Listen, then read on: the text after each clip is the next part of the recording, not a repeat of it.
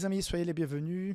Allusion, images et symboles, c'est le thème de ce deuxième trimestre 2025. Nous sommes déjà à la leçon numéro 5, les nations, deuxième partie, puisque nous avons vu la semaine dernière la première partie de cette thématique des nations. Pour cette deuxième semaine, nous allons nous attarder sur ce conflit entre la nation que Dieu aurait voulu avoir et toutes les autres nations qui se vident de Dieu pour se devenir autosuffisantes. On va parler pas mal de ça cette semaine. Avant de rentrer dans l'introduction de cette semaine, je voudrais rappeler, si jamais tu me regardes encore le dimanche 27 avril, c'est le dernier jour pour pouvoir accéder à Safeliz Online. C'est ces 10 jours de promo que nous avons sur publicationadventiste.com où tout est beaucoup moins cher. Et le port de la livraison, elle est gratuite à partir d'un certain montant. Et voilà, il y a beaucoup de nouveautés et vraiment beaucoup moins cher, jusqu'à 40%. Et quand on atteint 50, 100 et 150 francs d'achat, euros d'achat, pardon, on a des livres gratuits pour chaque échelon. Donc, n'hésite pas à profiter. Bon, si tu me regardes après le dimanche 27, c'est fini. La promo est clos et les prix reviennent à la normale. Prochaine semaine de rabais. Ce sont des vrais rabais, hein, c'est pas du pipeau. C'est, je crois, l'avant-dernière semaine de novembre. Passons donc à notre leçon, puisque la leçon cette semaine a comme verset à mémoriser Psaume 46, 10, qui dit ceci, Louis II, arrêtez et sachez que je suis Dieu. Je domine sur les nations, je domine sur la terre. Ce verset, il est clé parce qu'à chaque fois qu'on va finir la leçon de lundi, mardi, jeudi, on arrive toujours à cette même conclusion, je vais me répéter à ce moment-là, c'est que ce que nous souhaitons, c'est d'avoir Dieu comme notre chef, comme notre souverain, comme le dirigeant de la vraie nation, pour vraiment vivre la vie pleinement. Donc, moi, je vais m'expliquer davantage au cours de la leçon de cette semaine. Pour cette introduction, 4 points que je voudrais voir avec vous pour introduire dans cette thématique. Dieu nous a créés, point numéro 1, parce que nous allons voir justement demain dans la leçon du dimanche sur la Genèse. Dieu nous a créés pour qu'il nous fasse confiance. Il nous a donné la liberté. Cette liberté, elle était nécessaire pour qu'on puisse l'aimer véritablement, pour qu'on puisse se sentir libre. Mais il a fait tout pour que nous puissions comprendre qu'on peut lui faire confiance. Cette confiance a été rompue lors de l'entrée du péché. Donc déjà avec Lucifer au ciel et après avec la transmission de cette contamination par le péché sur le premier couple. Mais ce que Dieu souhaite, c'est que nous puissions, même si nous avons cette liberté de faire autrement, de décider autrement, qu'on puisse lui faire confiance. La leçon va expliquer cette semaine que Dieu a fait de son mieux pour nous donner la certitude, sans obligation, que nous pourrions lui faire confiance, que le plan qu'il avait pour nous, qu'il a toujours pour nous, pour la rédemption, est le mieux qu'on puisse imaginer, souhaiter en tant qu'être humain. Donc, le fait qu'il y ait eu cette méfiance vis-à-vis de Dieu, ce désir d'être autosuffisant, a tout cassé par rapport au beau projet que Dieu avait pour chacun d'entre nous. Deuxième point, quand on voit toute l'histoire qu'on va constater avec Daniel 2 par exemple, Daniel 7, la sous-section des royaumes, on voit que tous ces royaumes ont voulu être les plus importants, les plus forts, mais ce que nous avons besoin, c'est d'un royaume vrai et fort. Mais le seul royaume fort et vrai qui pourra exister est celui où Dieu est à la tête. Tant qu'il y aura des êtres humains à la tête de n'importe quel royaume, des intérêts personnels, des penchants humains vont venir déranger l'harmonie du projet, même s'il est beau dans les paroles, mais dans la pratique, ça ne va pas jouer parce que l'être humain, il est malheureusement ce qu'il est. Et le péché touche au plus profond des gens, même les gens les plus sincères, tôt ou tard. Un être humain ne pourra jamais correspondre à tout ce qu'on cherche. Et plus la personne a du pouvoir, plus la chose se complique. Donc, le vrai leader que nous cherchons, et on voit tout au long de l'histoire, c'est Dieu. Il y aura donc, il y aura donc un conflit entre ce peuple de Dieu, maintenant éparpillé, et toutes ces nations, on va dire païennes, qui se vident de Dieu. Donc, on va subir, on va souffrir, on va vivre des choses compliquées. Mais dans l'histoire, on voit que Dieu a suivi, accompagné, soutenu tous ceux qui étaient ses enfants parmi ces nations. Et donc, souffrance, oui. Problème, défi, oui. Soutien permanent de la part de Dieu, oui aussi. Ok.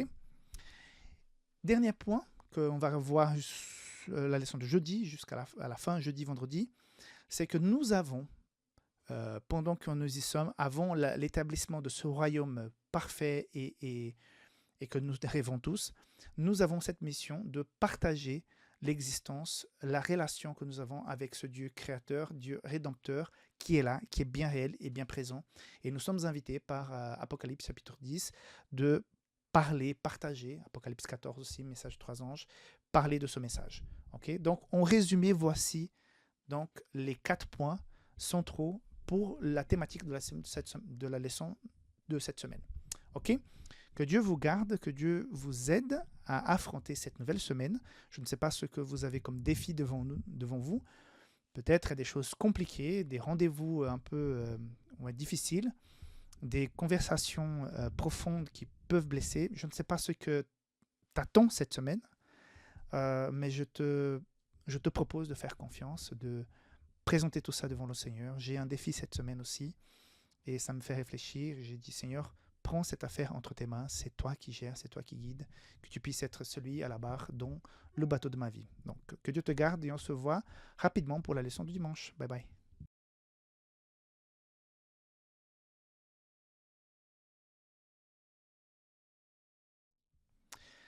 Hello, hello les amis, soyez les bienvenus, leçon du dimanche. Nous voici dans la deuxième partie des nations.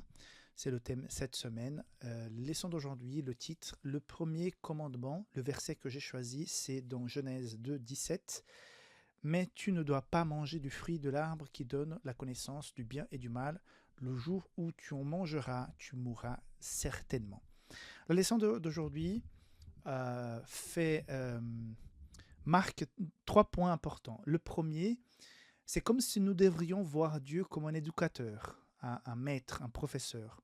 Puisque ce que Dieu voulait pour les êtres humains avant l'entrée du péché dans le monde, c'est de pouvoir les faire grandir, découvrir l'univers, découvrir les choses les plus profondes, découvrir l'amour de Dieu, découvrir les autres êtres, les autres... C'est-à-dire, c'était quelque chose, on devrait remplir la terre avec plusieurs jardins d'Éden. Donc, il y aurait le jardin d'Éden d'Adam et Ève, après le jardin d'Éden d'Abel dans un coin, le jardin d'Abel de Caïn dans un autre coin, et ainsi de suite, remplir la terre avec des, je ne sais pas si on peut dire de mini, mais de plusieurs jardins d'Éden, et faire en sorte que ces créatures, ces enfants qui grandiraient dans ce milieu puissent s'épanouir pleinement. Parce que Dieu est au milieu d'eux, Dieu les a créés pour avoir une relation tout à fait spéciale. Sans parler de péché, je pense que certains êtres pourraient être... Bon, je pense pas parce que c'était parfait, mais envieux de cette relation spéciale entre Dieu et chacun d'entre nous. Mais imagine-toi que si cela était comme ça, comment nous serions pleinement heureux aujourd'hui. Mais bon, voilà. Le péché est rentré. Et il y a toujours cette idée, quand on voit ce verset, c'est que c'est comme si Dieu voulait limiter la connaissance d'Adam et Ève, les empêchant de connaître les autres choses, puisque justement l'argument du serpent à ce moment-là, c'est que vos yeux vont s'ouvrir et vous serez comme des dieux. Donc, tout le contraire, Dieu voulait vraiment que chacun d'entre nous, dès la création sans le péché, que nous puissions connaître des choses merveilleuses, sans avoir besoin de connaître cette autre partie qui ne voulait pas qu'on voulait pas la chandelle, quoi, que ce n'était pas nécessaire. Donc, Dieu voulait nous éduquer avec amour. Faire de nous sa nation, son peuple. Et ça, c'est magnifique. Alors, un autre point, la leçon le redit, c'est que la confiance, c'est un acte d'amour. Dieu nous a appelés pour qu'on puisse, en ressentant son amour, pour rétribuer ça, qu'on puisse aussi l'aimer. Et quand on aime, tout naturellement, on obéit, on est là, on les accompagne, on est tellement bénis on a du plaisir de servir. Et ça fait partie du service, l'obéissance. Et ce ne serait pas quelque chose de contraignant, ce serait quelque chose qui naîtrait naturellement du cœur. Et c'est ça que nous avons perdu. Hein. Oui, alors l'histoire qu'on va voir par la suite montre très bien que l'argument et le projet de Dieu pour nous avant le péché était beaucoup mieux. Puisqu'on va voir toujours ce besoin de se sentir autosuffisant par la suite. C'est vrai que quand ils vont sortir du Jardin d'Éden, ils vont continuer à venir devant la porte, comme on a vu la semaine dernière, devant la porte du Jardin d'Éden pour pouvoir adorer. Mais c'est bien plus tard que Dieu va être officiellement expulsé en tant que le roi du peuple, de son peuple. C'est quand finalement, comme on a vu la semaine dernière, Samuel va être obligé avec l'acceptation de Dieu bien sûr, d'accepter la demande du peuple d'avoir un roi comme les autres, et on connaît les conséquences. Voilà en gros par rapport à cette leçon de lundi. C'est vraiment dommage que nous ayons basculé dans le péché. Je ne peux pas imaginer comment ça serait la vie sur Terre, sur ce planète, avec ce plan de Dieu qu'il avait pour chacun d'entre nous sans le péché. Nous serions dans une planète mais merveilleuse. Nous n'aurions pas connu ni la mort, ni la maladie, ni les guerres, ni les injustices, ni les atrocités. Ça aurait été tellement, tellement bon. Hein. Par contre, voilà, tout ça ce projet, il va être remis à jour avec le retour de Jésus et la vie éternelle qui nous promet cette nouvelle terre totalement purifiée. On va voir dans la leçon de vendredi, je crois, que le projet de Dieu, c'est de purifier complètement cette terre pour rétablir cet Éden qui a été perdu. Donc, ça vaut la peine de rester fidèle au Seigneur parce que son retour va être le début d'une nouvelle et vraie vie. Et j'espère que tu en feras partie et j'espère pour moi aussi. Que Dieu te garde et on se voit demain pour la suite avec la leçon du lundi. Bye bye. Hello, hello les amis, soyez les bienvenus à notre leçon de l'école de sabbat d'aujourd'hui. J'espère que tu vas bien, que tu as bien démarré ta journée. Nous allons passer quelques minutes ensemble juste pour revoir un petit peu la leçon d'aujourd'hui, Daniel 2. À chaque fois que j'en parle, je me souviens à l'époque où j'ai connu l'évangile et que j'ai commencé à étudier la Bible pour de vrai. Je me souviens que l'étude biblique que j'ai faite de Daniel 2 m'a énormément touché. J'étais étudiant universitaire à l'époque. J'avais 18 ans, 19 ans. Non, 18 ans. Et puis, quand j'ai vu l'histoire du monde annoncée avant l'heure, grâce à cette prophétie, ça m'a donné une confiance renouvelée dans la parole de Dieu. Ça m'a incité à aller plus loin et avoir plus de confiance par rapport aux autres sujets que j'étais en train d'étudier à cette époque. Donc, c'est avec beaucoup de nostalgie que je me souviens de cette période où j'ai vécu ma conversion et la prophétie de Daniel 2 m'a énormément impacté.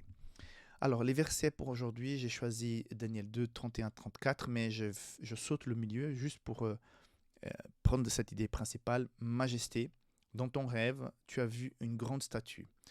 Tout à coup, une pierre s'est détachée sans que personne ne la touche. Elle a frappé les pieds de la statue, faits de fer et d'argile, et elle les a brisés. Alors, on connaît tous la séquence de la tête jusqu'aux pieds de la statue de Daniel 2.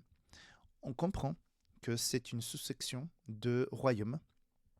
Et on voit que celui qui est le plus riche, c'est la tête en or. Celui qui est le plus écrasant, plus féroce, plus dur, c'est les jambes en fer. Le royaume qui a été le plus répandu, alors j'ai un doute si c'était les Mèdes-Perses ou si c'est la Grèce. Je crois que c'est le plus répandu, c'était les Mèdes-Perses. Et puis la Grèce, c'est la loi, c'est la culture. Donc voilà, on connaît plus ou moins ces histoires. Après, le royaume Rome va se diviser. On connaît un peu ce qui se passe. On a les barbares. Donc on a comme les orteils de la statue, on a cette division. Tandis que plus tard, 3 peuples vont disparaître. Et on a donc l'Europe que nous avons aujourd'hui. Mais qu'est-ce on peut, par rapport à ces images, ces symboles, comprendre de l'histoire de l'humanité? Alors, il y a pour moi des points clés ici. On voit que malgré toute la puissance, toute la force, tous les bataillons, toutes les armes, les généraux, tout ce qu'on a pu constater et voir dans l'histoire, tous ces royaumes ont un jour collapsé. Ils ont tombé, même si pendant des siècles ils ont régné, à un moment donné, euh, ils n'ont pas pu résister, puisque tout, euh, tout projet humain de pouvoir ne peut rester dans le temps.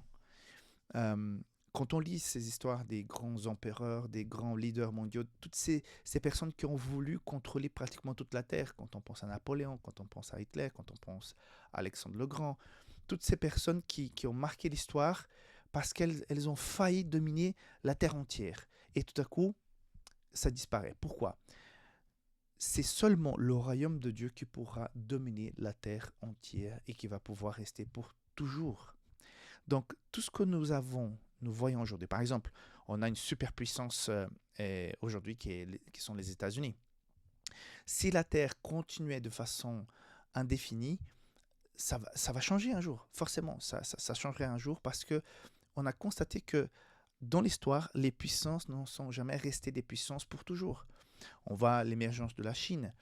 Peut-être la Chine va devenir un jour le pays le plus puissant et le plus puissant du monde. Mais un jour, ça passerait aussi si l'histoire ne s'arrêtait pas. Donc, on constate que les projets humains ne résistent pas au temps. Et le problème, souvent, c'est pas souvent, c'est 100%, ça vient du cœur. C'est-à-dire qu'à un moment donné, les envies, euh, euh, le désir d'avoir plus de pouvoir encore, donc ce sont les propres sentiments des gens qui les mettent à perte. On voit l'histoire des rois de France, par exemple.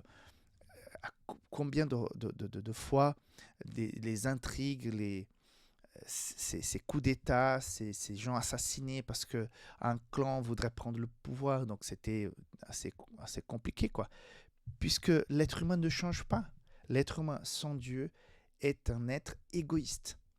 Deuxième point, on voit que l'humanité s'affaiblit. C'est vrai que nous avons une poussée technologique, des choses incroyables sont créées. On a maintenant des taxis sans conducteur qui roulent sur certaines villes encore. C'est pas très répandu, mais on est en train d'essayer de créer le taxi volant. C'est comme un drone, mais vraiment beaucoup plus grand, où on pourra s'embarquer. Et puis, ce drone, sans personne dedans, sauf le client, va t'amener d'un point A à un point B, mais en volant. Voilà, ce sont des choses qui vont forcément arriver. Alors, malgré ça, l'être humain vit un affaiblissement. Quand on voit dans les statuts par ces métaux, on comprend le message que Dieu veut aussi passer. On peut avoir des avancées technologiques, mais la moralité de l'homme, de l'être humain, elle va tout en se dégradant. Deuxième chose que j'ai constatée. La leçon mentionne aussi qu'il y avait cet espoir qu'au début du XXe siècle, fin du XIXe, début du XXe, d'avoir un monde presque parfait où tous les problèmes allaient être réglés avec les avancées technologiques de l'époque, les moyens de transport, la création, l'invention de beaucoup de choses, la découverte de beaucoup de médicaments pour contrer certaines maladies. Donc il y avait un espoir de victoire de l'intelligence, de la raison. Et finalement, c'est quelques décennies plus tard que nous avons eu la Grande Guerre et la Deuxième Guerre mondiale, qui était un portrait de la petitesse de l'être humain, toute cette violence. Je ne dis pas qu'il ne faut pas se défendre, mais surtout ceux qui ont commencé la guerre et la façon comment on a dû faire pour arrêter la guerre avec plus de violence montre la nature humaine. On est vraiment voué à l'échec grâce à nos penchants alimentés par le péché. Donc le seul royaume, et ça introduit mon point suivant, le seul royaume qui peut tenir, que nous devons désirer et qui sera éternel, c'est ce royaume mentionné dans le verset que j'ai lu au départ, c'est-à-dire cette pierre qui s'est détachée sans que personne ne la touche. Pourquoi? Si l'être humain avait touché, ça n'aurait pas marché. Donc c'est quelque chose qui n'est pas du ressort de l'humanité. Ça ne sort pas des projets de l'homme. C'est un projet divin. C'est quelque chose qui vient d'ailleurs, qui s'installe, qui va régénérer, qui va renouveler, qui va instaurer un royaume éternel et bon, et qui va tenir le coup. Voilà, donc raison de plus pour pouvoir désirer le retour de Jésus, parce que comme on voit dans l'histoire, rien que l'homme puisse créer va tenir et peut répondre à notre besoin de paix, de joie, d'une vie sans péché, d'une vie sans culpabilité, une vie la vraie, quoi. Voilà, que Dieu te bénisse et que nous puissions attendre avec beaucoup de désir et de volonté le retour de Jésus. Que Dieu te garde, on se voit bientôt pour la leçon du mardi. Bye bye. Hello, hello les amis, soyez les bienvenus. Notre leçon commence. Nous avons vu hier Daniel 2, aujourd'hui Daniel 7. Avant de continuer, n'oublie pas de liker la vidéo, partager avec d'autres personnes dans le groupe WhatsApp, rentre dans la communauté WhatsApp Safelis Français. Comme ça, tu reçois directement les vidéos, tu n'as pas besoin d'aller les chercher. Elles vont arriver directement dans ta poche, sur ton téléphone. Et si jamais nous avons des promos, des articles aussi que nous partageons dans Safelis Blog, on envoie directement dans cette communauté. Donc, n'hésite pas à faire partie de la communauté WhatsApp de Safelis. Le lien est en bas dans la description. Alors, la leçon du mardi, Daniel 7, est similaire à celle, bien sûr, de hier, lundi, où nous avons vu Daniel 2. On a donc dans Daniel 2 une statue, donc une séquence de l'histoire assez statique. Ici, c'est différent, c'est pas une statue, c'est quelque chose qui bouge. Donc, on va pas faire Daniel 2, Daniel 7, mais juste dans des grandes lignes. Daniel 2 explique l'histoire du monde avec cette séquence de richesse, des valeurs, et c'est assez statique.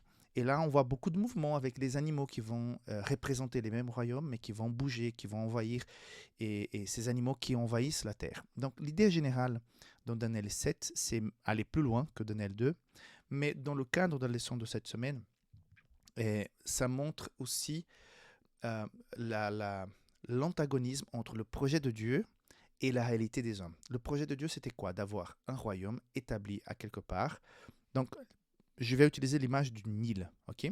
Donc, au milieu de la mer, avec d'autres territoires autour, mais voilà, séparée de ces autres territoires, donc cette île qui devrait être l'île du peuple de Dieu.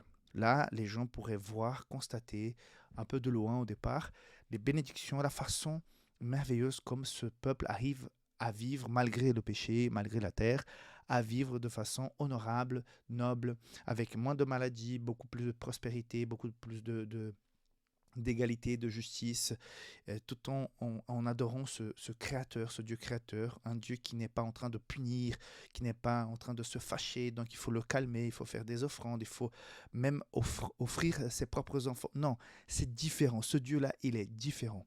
Donc cette île devait être le désir de tous ces peuples qui verraient cette prospérité, cette bénédiction sur cette île.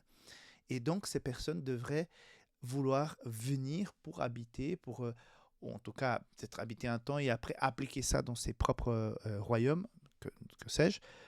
Mais c'était le plan de Dieu, que l'évangélisation soit par un témoignage profond et fort d'un peuple béni et différent.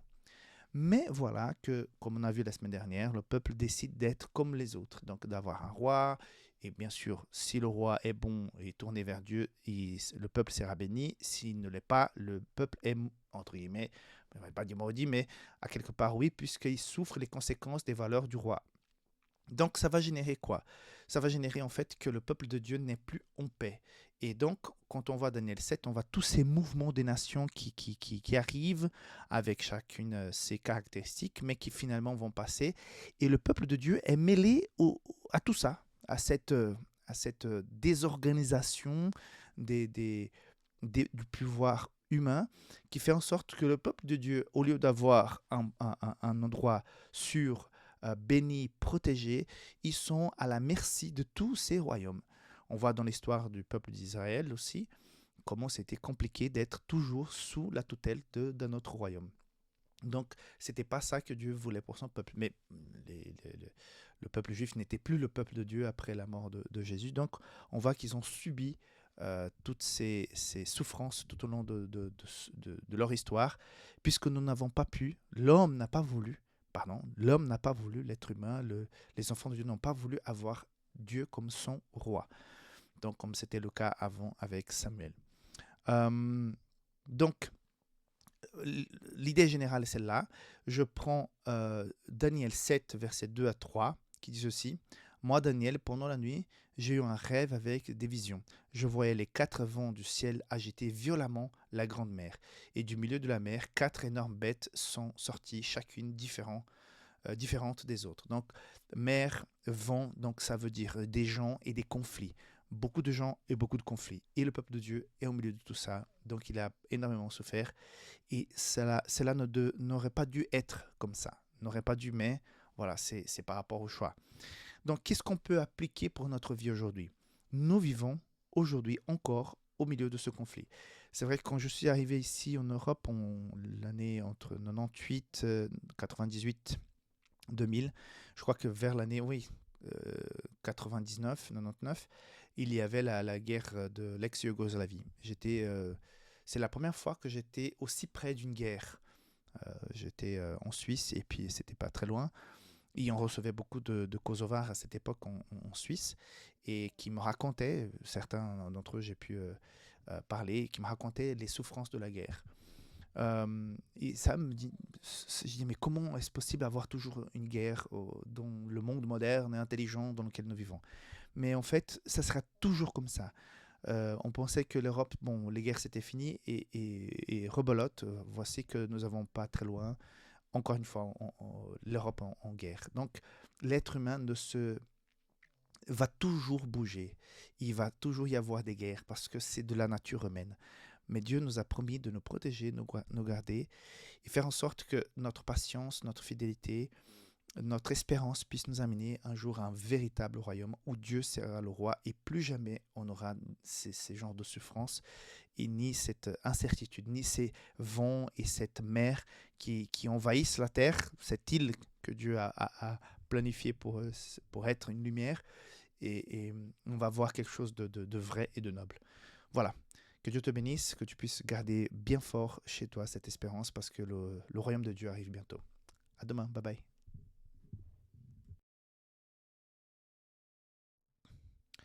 Hello, hello les amis, soyez les bienvenus. Notre leçon du mercredi commence entre la terre et la mer. Avant d'entamer la leçon, je t'invite à faire partie de notre communauté sur WhatsApp. Le lien est en bas dans la description de cette vidéo. Tu peux en faire partie juste en cliquant. Et si jamais tu passes par une mauvaise passe et tu as besoin d'un soutien dans la prière, nous avons cette communauté d'intercesseurs qui prient régulièrement pour les demandes qui nous sont transmises. Donc n'hésite pas, le formulaire pour remplir la demande est aussi en bas dans la description de la vidéo. Ok? Entre la terre et la mer, donc on part d'Apocalypse, de Daniel, et on va vers Apocalypse. Je retiens Apocalypse 12, versets 15 et 16 qui disent « Le serpent lança de sa bouche un flot d'eau derrière la femme pour l'entraîner dans le courant. Mais la terre vint au secours de la femme. Elle ouvrit la bouche et engloutit le flot que le dragon avait lancé de sa bouche. » On voit l'image de la terre. Comme la leçon le dit, je vais l'expliquer rapidement. Ici, la terre peut être vue comme un lieu de refuge, de protection, une terre que Dieu avait préparée pour protéger le peuple de Dieu de sa persécution.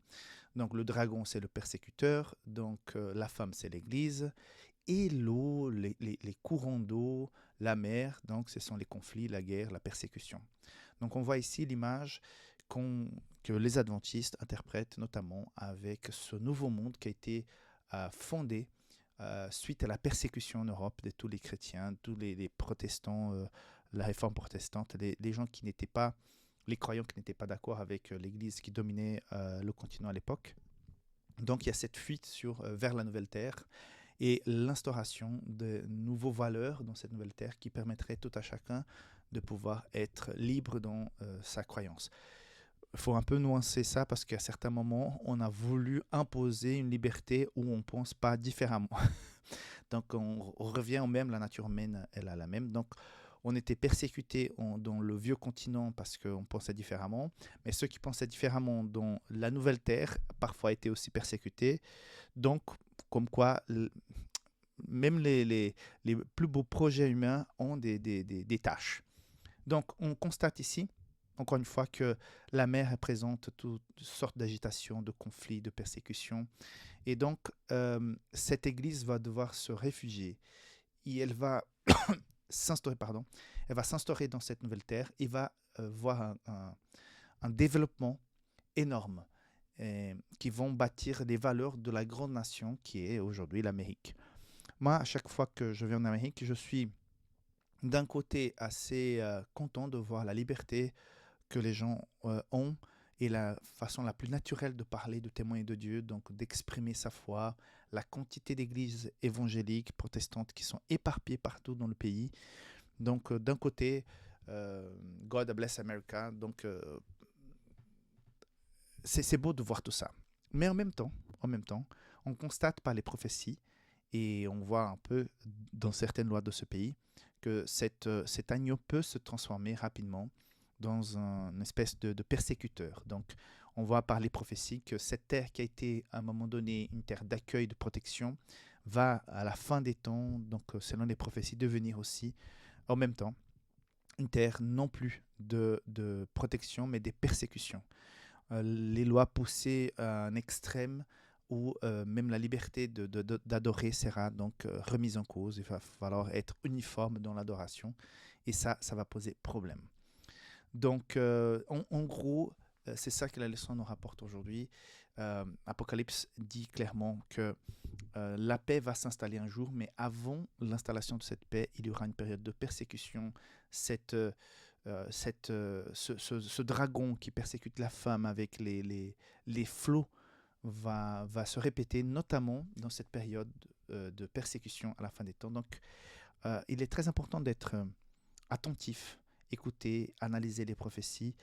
Il y a plusieurs éléments qu'on peut constater déjà dans l'histoire actuelle du monde. Quand on voit tous ces conflits, ces maladies, la pandémie, je l'ai déjà dit ici, mais je me répète, et je pensais parfois que c'était un peu trop poussé, cette histoire de persécution, de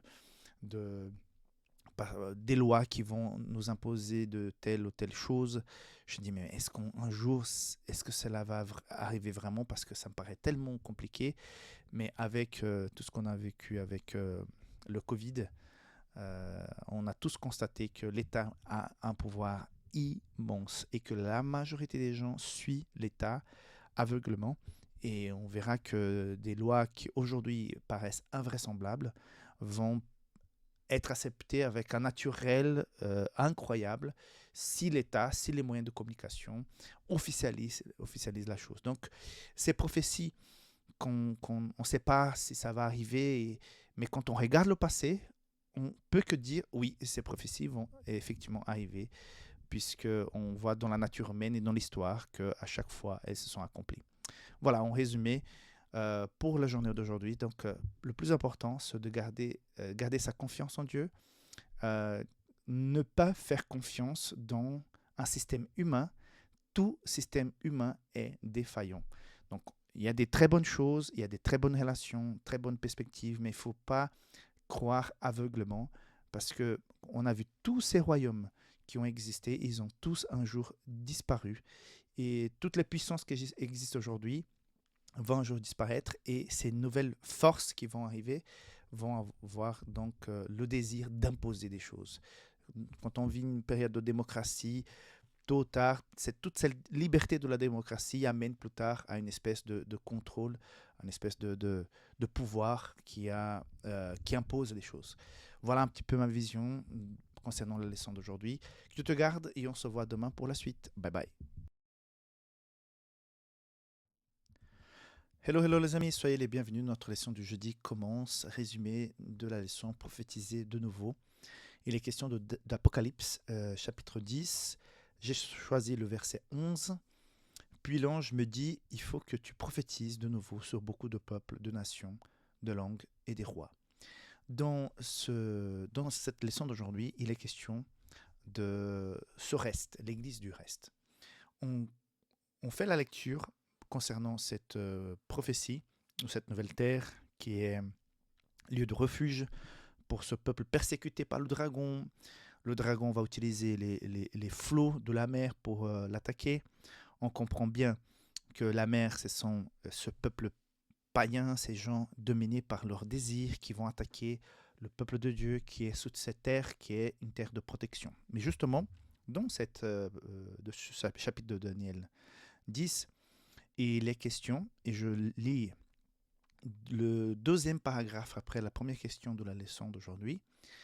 L'ange qui a le petit livre, hein, on va parler de ce petit livre tout à l'heure, l'ange tient un petit livre, probablement le livre de Daniel, justement, qui est ouvert pour la première fois depuis de nombreuses générations. C'est à ce moment-là qu'on commence à comprendre, fin de siècle XVII, début du siècle XVIII, on va mieux comprendre les prophéties de Daniel.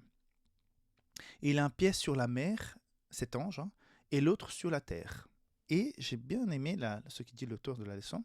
Cela pourrait faire référence à l'idée que le message couvre le globe, tant l'ancien monde que le nouveau. Cela pourrait également faire référence à l'idée que ce message est destiné à toutes les nations, celles qui vivent sur la terre et celles qui vivent dans la mer, donc les païens et ceux qui sont des chrétiens qui restent sur la terre. Donc, cet ange qui a, entre guillemets, le livre de Daniel entre ses mains, qui est en train d'ouvrir une connaissance qui était oubliée. Il faut savoir que pendant le Moyen-Âge, l'idée générale, c'était que les gens n'avaient pas le droit de lire la Bible, que la Bible était tellement sacrée que ceux qui touchaient la Bible, qui essaient de lire la Bible, comprendre la Bible pour lui-même, seraient maudits. Donc, pour qu'on puisse imaginer le niveau d'ignorance et de pouvoir de manipulation qu'avait donc l'Église de l'État à cette époque, parce que les gens n'avaient pas accès. D'abord, plusieurs personnes ne lisaient même pas. Donc, et souvent les messes étaient en latin. Bon, on ne comprenait rien, mais rien de rien. On ne pouvait pas lire. Si on pouvait lire, on n'avait pas accès à la Bible et on était à la merci des gens qui parlaient en latin. Donc après, les gens suivaient parce que c'était aussi la tradition assez forte. Donc il y avait beaucoup de manipulation et d'ignorance. Mais à un moment donné, avec la réforme, les gens vont s'attacher à apprendre à lire, à faire du commerce, à faire des études.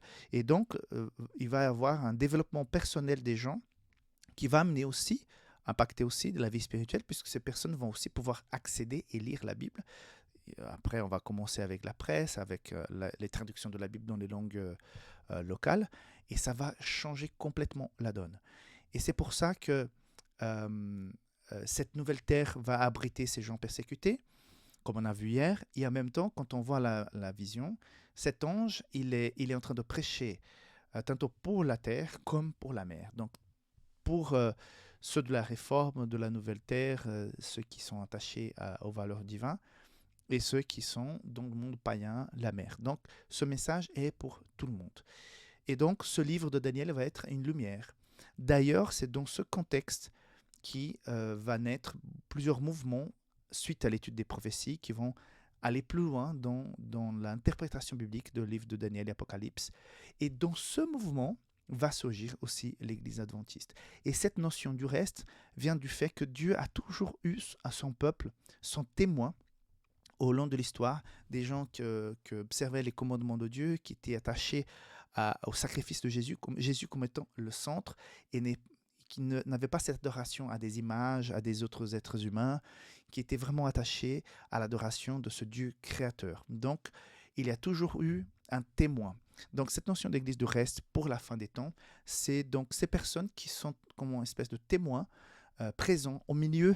Donc, il n'y a plus un endroit spécifique où tout le monde faut y aller, mais au milieu de toute cette agitation des vents et de la mer, ce peuple est là comme un garant de cet attachement aux valeurs fondamentaux de la Bible. D'ailleurs, je prends par exemple 2 points assez importants concernant la nature de l'être humain dans la mort. Non? Donc c'est assez particulier, assez singulier que l'Église adventiste soit l'une des rares églises à comprendre la nature de l'être humain, à avoir cette compréhension de la nature de l'être humain dans le sommeil de la mort. Plusieurs pensent que voilà, il y a une activité, un endroit spécifique, il y a une espèce de conscience.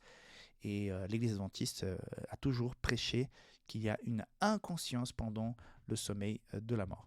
autre chose aussi, un point qui est pas mal oublié par même les chrétiens, c'est la question de l'observance du sabbat.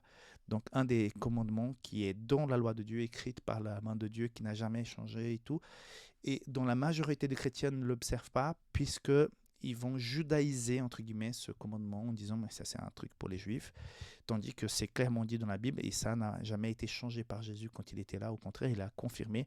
Donc, voilà, il y a des mouvements comme l'Église adventiste qui sont des témoins par rapport à ces valeurs de la Bible qui sont assez importants, qui sont clairs.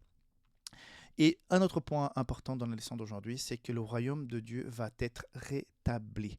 Tous les royaumes humains disparaîtront, remplacés par celui de Dieu. Donc c'est le même résumé pour les 4 derniers jours.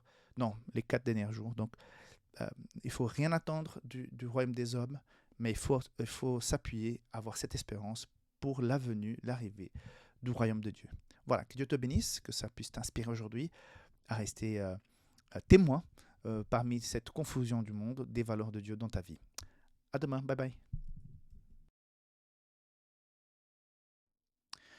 Hello les amis, soyez les bienvenus à une leçon du vendredi pour aller plus loin, pour clore cette semaine.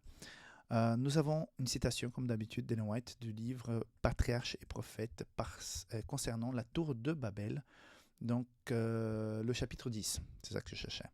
Donc dans cette citation que nous avons aujourd'hui, ça m'a inspiré à partager avec vous le verset biblique d'aujourd'hui qui est Apocalypse 21:1 qui dit ceci: Puis je vis un nouveau ciel et une nouvelle terre, le premier ciel et la première terre, celle où nous sommes maintenant, avaient disparu. Donc l'annonce de la disparition de ce que nous avons aujourd'hui, que nous vivons, que nous voyons tous les jours, cette terre va disparaître. Donc, dans cette citation d'Ellen White, 3 points pour moi qui sont importants. Elle explique qu'il y aura un feu purificateur qui va effacer toute trace du péché. Donc, tout ce qu'on voit aujourd'hui, ça va brûler, ça va être purifié. Cette terre va être complètement anéantie, ça va être complètement purifié, brûlé, pas anéanti. Parce que la terre, le centre de la terre va continuer, mais tout ce qui est sur la superficie va disparaître, va brûler. Un autre point dans cette citation, c'est que le Christ va toujours porter des marques de son voyage, de sa visite chez les êtres humains pour le salut de celui-ci, puisque ces marques vont être la seule imperfection constatée qu'on pourra voir dans tout l'univers après la restauration. Donc nous serons transformés, les marques du péché vont disparaître, mais les marques du sacrifice de Jésus vont rester. Ça sera à quelque part un gage pour qu'on puisse se rappeler pour l'éternité que le mal ne veut pas la peine. Okay? Il est dit aussi dans cette citation que ces marques de Jésus, c'est à quelque part, malgré tout, c'est sa raison de joie, c'est son honneur. Donc le fait d'avoir ces marques pourrait rappeler une tristesse, mais en même temps, en fait, pour de vrai, ça va rappeler une joie. Donc mission accomplie, l'humanité, ceux qui ont accepté, ceux qui, dans l'humanité, ont accepté Jésus, ont été sauvés. Donc, et pour réfléchir par rapport à cette semaine, la restauration est certaine. Jésus vient avec son royaume changer la donne, restaurer ta vie et la terre. Deuxième point. Au milieu de tout ça, de tous ces conflits, ces histoires, ces prophéties, au milieu de tout ça, il y a Jésus-Christ, le centre de tout ce qu'on vit, de tout ce qu'on a subi, de tout ce que l'histoire a vécu et l'avenir qui est proposé. L'élément qui change tout, c'est le sacrifice et la personne de Jésus. Donc, c'est pour ça que nous sommes invités à avoir une relation proche et réelle avec ce Dieu merveilleux. Okay? Et dernier élément, l'appel qui nous est fait pour que nous puissions choisir de rester naturellement, pas par obligation, mais naturellement par amour, à côté de Dieu, de ce Dieu créateur et de ce projet de nouvelle terre. Donc, tu es invité à partager ce message, à faire en sorte que d'autres puissent avoir cette espérance. Parce qu'il y a beaucoup qui souffrent de cette vie ici-bas. Pour certains, la vie est extrêmement dure vraiment. Il y a des gens qui passent par des accidents, des maladies, qui naissent dans des situations extrêmement défavorables et que n'attendent que recevoir ce message. Il est vrai qu'il y a des gens qui sont beaucoup plus à l'aise, qui sont nés dans le confort. Pour eux, c'est beaucoup plus compliqué puisqu'ils ne ressentent pas ce besoin d'un Dieu qui puisse les guérir, les sauver. Il y a cette autosuffisance, ce confort qui aveugle les personnes.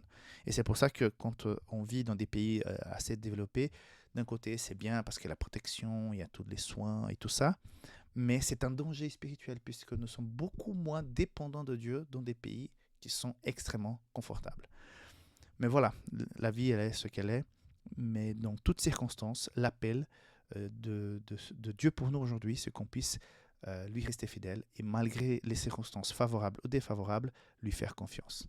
Que Dieu te bénisse, tu puisses vivre un très très bon sabbat. En ce moment même, je suis à Barcelone et avec un groupe de jeunes. Et je ne sais pas où tu te retrouves actuellement, mais j'espère que tu pourras vivre un très bon sabbat dans la présence du Seigneur. Dieu te garde. Bye bye.